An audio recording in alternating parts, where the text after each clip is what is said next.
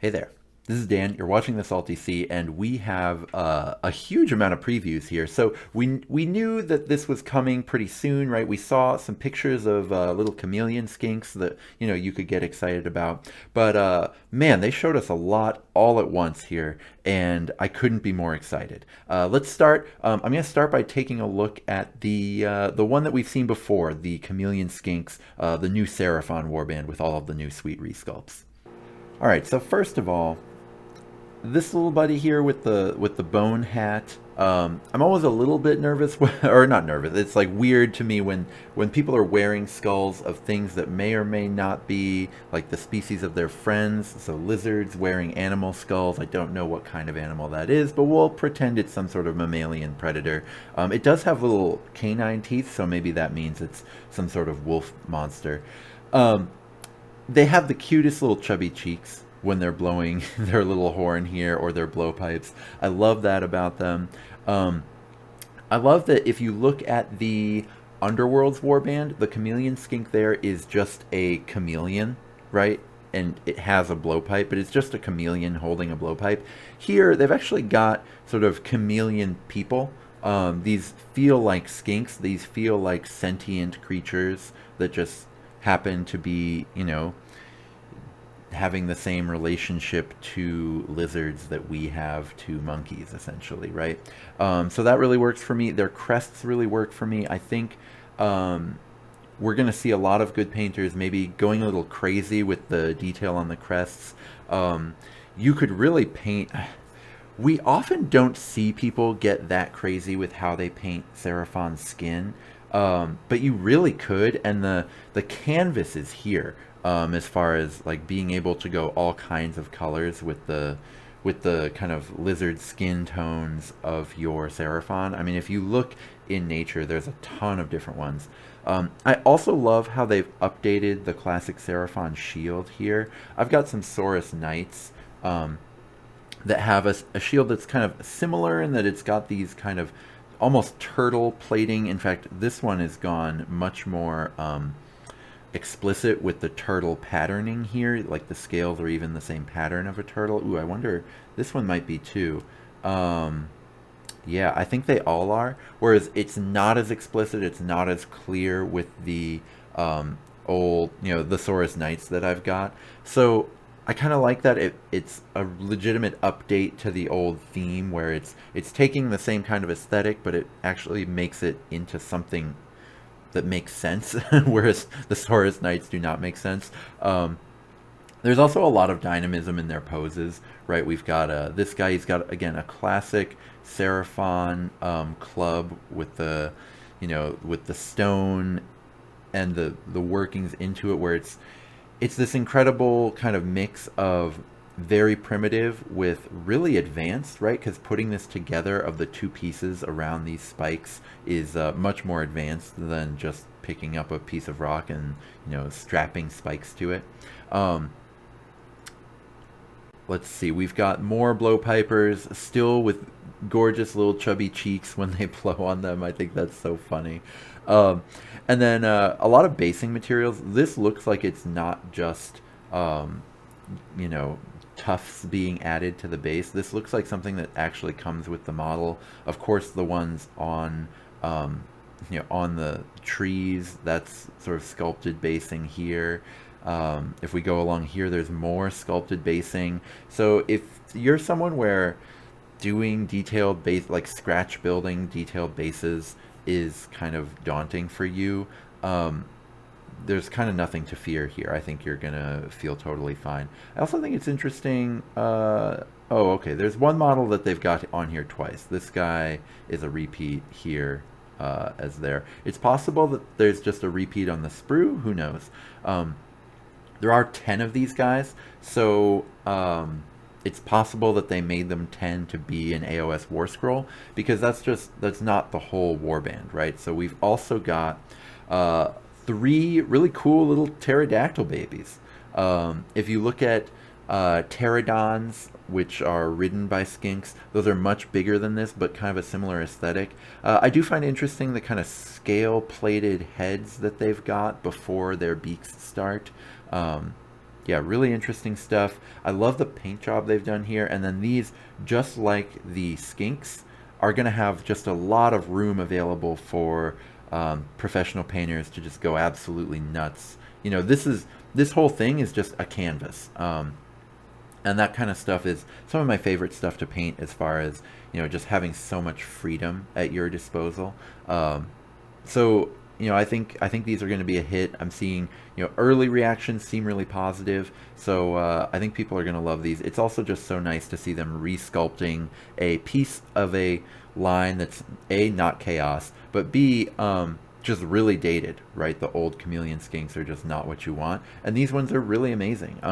Now, I'm curious whether they'll, for AOS purposes, break out the ranged ones from the melee ones, but who knows? And all of the melee ones, except for the hero, all of them have these boluses, so it might just be, for AOS purposes, all the same ranged attack, and then just some of them have shields and some don't. Who knows? There's kind of a lot to speculate there that we don't know about. The blurb on them has, you know, poisoned blowpipes and masterful guerrilla tactics as something to look out for. Those blurbs, they do them on every single warband. They always have, it's like, it doesn't really tell you anything, but in retrospect, once you look at it, it is sort of a little bit of a hint. So, you know that I'm going to speculate on it. Here we go. All right, so here's what all the hunters of Huanchi look like when they're hanging out together. Lots to speculate on. I read that masterful guerrilla tactics bit in the section before, and I wonder if, you know, we could see some bonus disengages like you get on Seraphon currently.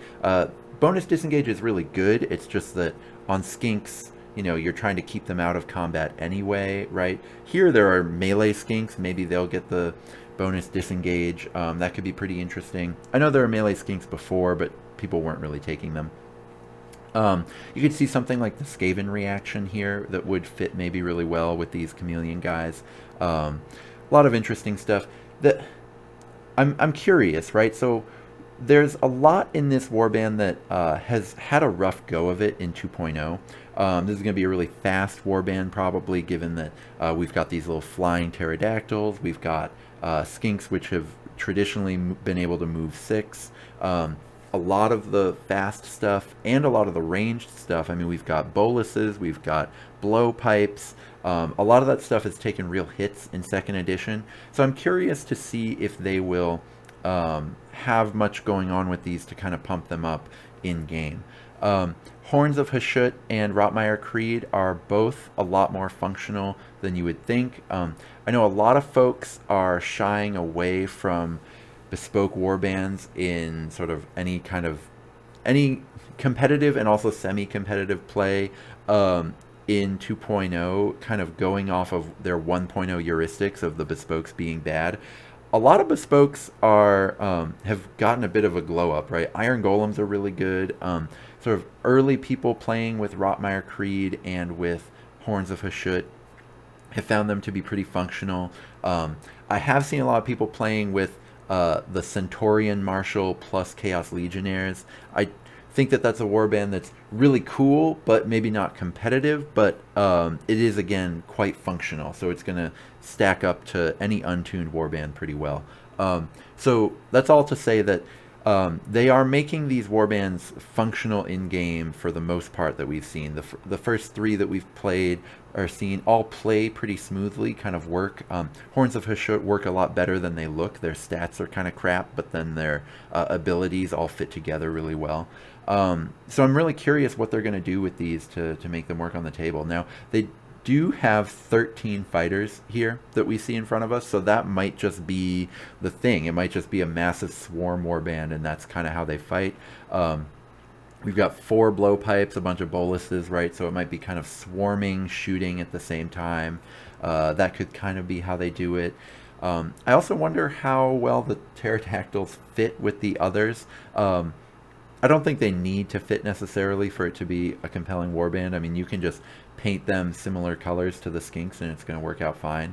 But I wonder if they'll be kind of separate, maybe order thralls, or if it's all the same warband, but there's just two AOS war scrolls here. I think that could be a way they do it. They definitely made 10 chameleon skinks on purpose. That can't be a mistake. The fact that two of them are identical, I still really wonder, are we going to see 9 chameleon skinks, or are we going to see identical fighters or working off some of the same chassis? Who knows, really. But there's a lot to like here, and I think a lot of people are going to be really excited. And I'm just really curious to see how they end up breaking out this box. So next, let's take a look at their opponents, who I think I'm even more excited for. We've gotten a bunch of takes on sort of god, mortals, and demons, and Rotmeyer Creed had me really excited for seeing non-traditional takes on each god, and I think they nailed it with these next folks. Alright, so now we get to the Jade Boys. These are going to be Jade Masked Tzeentch cultists, and I couldn't be more excited for them. So they're called the Jade Obelisk, and I'm starting with the centerpiece leader model because I just think it's the coolest thing I've seen in a Warcry bespoke band yet. So first of all, the composition, I don't usually talk about kind of the art school part of it, but just the way they create this triangle on the piece that kind of moves your eye around the piece, and then the triangle goes around this kind of shape made by the belt circle and the belt of things. So it's like a triangle with a circle and then an outer circle in it. I just think the shapes that are on this model are truly incredible. Not every Games Workshop model looks good from just straight on two-dimensionally, but this one I think is amazing. I also love kind of the details they've done with these kind of studs that will be really annoying to paint super detailed, but won't be so bad if you're just kind of touching them up with paint quickly and maybe dry brush and then doing an ink over them. Also, the cool details on the obelisk are really amazing. You can go crazy with painting this any kind of stone you want. It doesn't have to be jade, and I think we'll see some interesting approaches that way. They've also got this mage who, again, with the belt, the belt circles are still a big motif. I love the jade masks on all of these. I love the hair with the jade mask going behind it. The heart taking is very Warhammer. That's all I'll say on that. And then, the rank and file fighters are actually honestly what I'm really excited about. They've got these really cool clubs. They're very sort of subtle with the bird imagery on these Tzeentch cultists, right? The clubs are birds, but most of the models aren't super feathery, stuff like that. This is maybe my favorite aesthetic I've seen out of any of the kind of humanoid warbands that we've gotten for Warcry. They kind of blend this almost a very like religious orders of knights from medieval Europe with certain Mesoamerican aesthetics at the same time. And I just think that kind of blending works really well here. It's also, I don't know if maybe it works more for me being half European and half Mesoamerican, but I think just overall the aesthetic is really effective in that it blends the two without feeling entirely derivative of either one, and I think that's really amazing. I think that, there's a mix here of a lot of different styles of fighters, right? We see an archer here. We see a guy who's clearly meant to be a little bit more special than the regular rank and file fighters. We see sort of the options of the big bird clubs versus this guy's kind of got the same armor going on, but he's got a different, two little clubs happening. Or this guy's got a chisel and a hammer. Wonder if maybe there will be a special ability with that. Who knows? And then, of course, we've got another archer and their little demon friend. I imagine the demon is going to be pretty fast compared to the other ones. But this is another one where, like the skinkers, there's a real canvas on this demon. So whatever colors you decide to paint these guys, I mean, they've gone for subdued with little splashes of color, like a guy in a tuxedo where, the tie and the pocket square are the only splashes of color on the whole ensemble. And then this demon gets to be sort of the place where you take your color splash from these guys and you just go absolutely wild on the demon. But because one thing I really like here is you don't have to go this kind of subtle effect. You could do, just stone for the stones and then go wild on the armor, right? There's a really interesting little contrast of textures with these fighters where you can get completely maniacal about picking out every single piece of each of these studs if you want to. I mean, that's clearly what they've done on the heavy metal paint jobs. That's kind of their MO. But you could also just kind of approach them with texture. These are going to take a dry brush really, really well. And then these you can have metallic or stone. I love how they've kind of built them where these could easily be more jade plating if you wanted them to, but they've clearly gone for painting them like they're metal. But again, you don't have to, which I think is really cool. Yeah, just a lot that you can get into here. You can make this either a cloak or a big armor piece, right? This thing. There's just like multiple different textures going on that you can choose to paint any which way you want, and then it'll be really clear. Like a lot of the time when I choose a color scheme, I start getting nervous around models of like, okay, so which bit should be this gold and which bit should be this blue and then which bit should be this silver if I've chosen those as my three main colors, right? Here, they've got certain motifs that are repeated on every model, so once you've sort of decided what colors you want to focus on, it's going to be really easy to kind of decide where to put those colors. So I just love them. I love that they're going to be something that's really easy for novices to paint and something that's going to look really incredible when advanced painters paint them, which I think is a hard dichotomy to nail, and I think they really nailed it. So these guys, at least looks wise, might be my favorite bespoke warband, and of course the main leader is absolutely incredible. So here's what the Sundered Fate look like all together, and I'm struck by how just like armored and tough they all look when they're together. I mean, they look like they're just going to be a real sort of wall of flesh to get through, wall of rock and stone and iron to get through. A little bit like Iron Golems, who were really awful in first edition but are really good in second edition. I'm also struck by how there's such a mix of units here. You've got a mage, you've got a monster, you've got a heavy leader, you've got what are probably going to be high toughness regular fighters. You've got two archers. You've got what will probably be, I assume, range 2 weapons here with the 2 bird clubs. And these kinds of warbands with lots of options tend to be really effective once you have 2 boxes, and maybe not as effective with just one. Just because the chances of all the options being good is really, really low.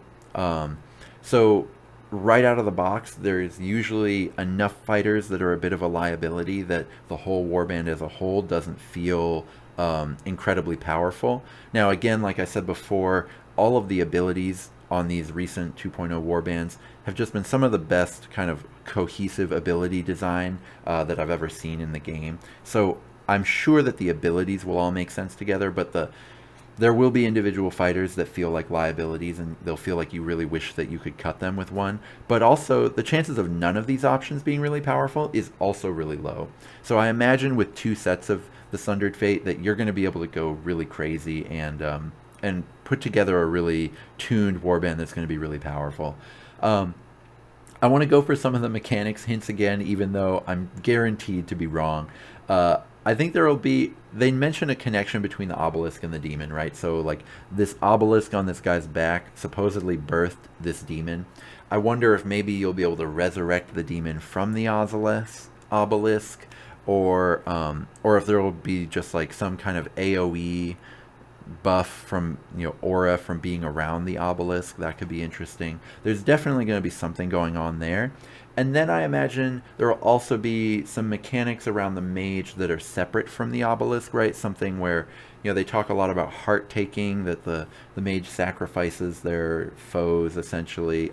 So you could see, like, kill bonuses that anytime there's a kill, within a certain distance of the mage, that you get something. I wouldn't be surprised.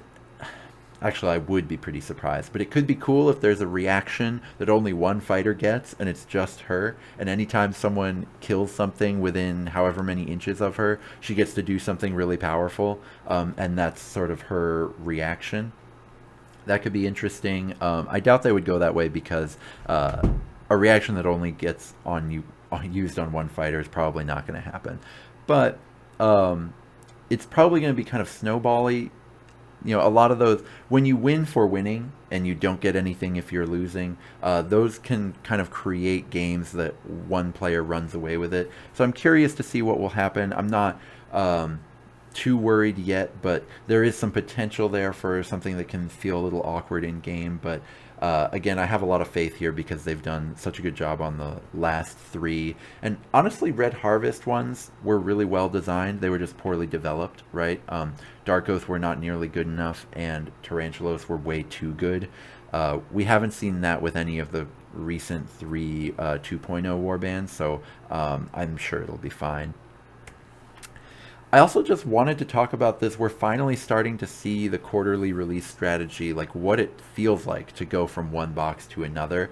And I think this is really paying off. I love that it's a constant hype refresh, right? I get to talk about new Warcry specific models, a new Warcry specific box set, when the last one feels like it just happened. So it's kind of reminding people that there's still this game here. There's been a lot more tournaments in the last couple months than basically, I would say the last 3 months have had more Warcry tournaments than the previous entire history of the game put together. And part of that is, of course, the pandemic, of course. But part of that is there's just seemingly a lot more engagement with actually playing this game. And I think that's really exciting. The themed terrain is kind of starting to make sense to me now. Before, they said that all of the boxes would have different terrain and stuff, but this I think is a cool iteration, right? It makes the Heart of Gur terrain, like some of the stuff still seem exciting, right? The big skull that's suspended in the trees, I still think is really cool from that original one. But we've got kind of new stuff here. The platforms are a little bit different shape than they were before. There's kind of multi-level platforms, which I really like. This little house inside of a vertebrae is just the coolest little thing. I think that's amazing. I can't wait to try to paint that up. And this is something that I had mentioned when Heart of Gur came out and they announced this quarterly release strategy, but I feel like this really hammers it home for me. This really frees you up to wait for your ideal box. The first one wasn't really doing it for me. I liked one of the warbands, but I didn't like the other one. I kind of wanted to skip it to see what was out there. A lot of the value in that box was tied up in things like, we have all the cards for you, we have a new set of dice for you, we have this ruler for you, and none of that was really feeling all that necessary. Like, a lot of the cost of the box was up in the books and stuff. So this one, I'm much more into it. I like both of the warbands a lot better than I liked the warbands in the previous box. So I think that there's a lot to kind of play with here. And so I'll probably get this box and then not feel bad about just skipping the other one, which I really love and I'm really excited about. Now, the one downside here I do feel like I'd be remiss in mentioning is this is pretty rough for anyone who is a completionist. There's definitely people who had bought all of the 1.0 warbands and boxes, and it wasn't that onerous if you had a lot of disposable income, but weren't a millionaire. You could still kind of do it. Now, with stuff coming out every 3 months and it's a new box set, just the pure painting load is going to be nigh impossible. I mean, I literally just finished painting all of my OG terrain, and Red Harvest, I've I'm not done with it, right? So I've only fully painted about a third of it, and then I've partially painted all of it, but like overall I've only done about half of the painting work that's there to be done for Red Harvest. So, painting these boxes, if you get more than one a year, you're going to have to be really, really into it and just painting a ton of basically just what's in these boxes, or you're someone who just paints really fast and gets a lot of painting done over the course of the year. But so if you're a completionist, or if you're someone who wants to buy, half of the boxes, so you're gonna take two during the year, that part's gonna be tough. I feel bad for you. I I wish I could tell you you just gotta free your mind, man. Cue the hippie music. I don't think I have rights to any, but um, you've just got to try to free yourself from feeling like you've got to get every single box that's out here, and just wait and pick and choose, and just, you know get the ones where they really speak for you to you, and skip the ones where they don't. There's one that's kind of mentioned as Blood Hunt, and while I really like Corn, it seems like based on the map they've shown us, it's probably going to be Soulblight Gravelords themed, and that one I'm happy to skip. Soulblight Gravelords have consistently been the best faction in Warcry, which is too bad because Warcry is my favorite game, and I'd like to be playing the best faction, but they just don't interest me aesthetically, and that's fine, because someone who does really like Death Warbands, if it's Soulblight versus Khorne in the next box, which is officially what I'm calling now, then that'll be something where if you love those factions, you can wait on this and go get those, or if you think Seraphon versus Tzeentch works better for you, that's great too. And you can just get this box and know that you'll be skipping the next one. I think that's really awesome to see that much kind of, if you're willing to kind of not get everything, you have a ton of freedom here, and I think that's going to be really great for players. So that's my takes on it. I'll be back with more kind of strategy content pretty soon, but I just wanted to get the hype out on this video because I'm really, really excited. Oh, and by the way, may all your rolls be crits. Can't believe I almost forgot that.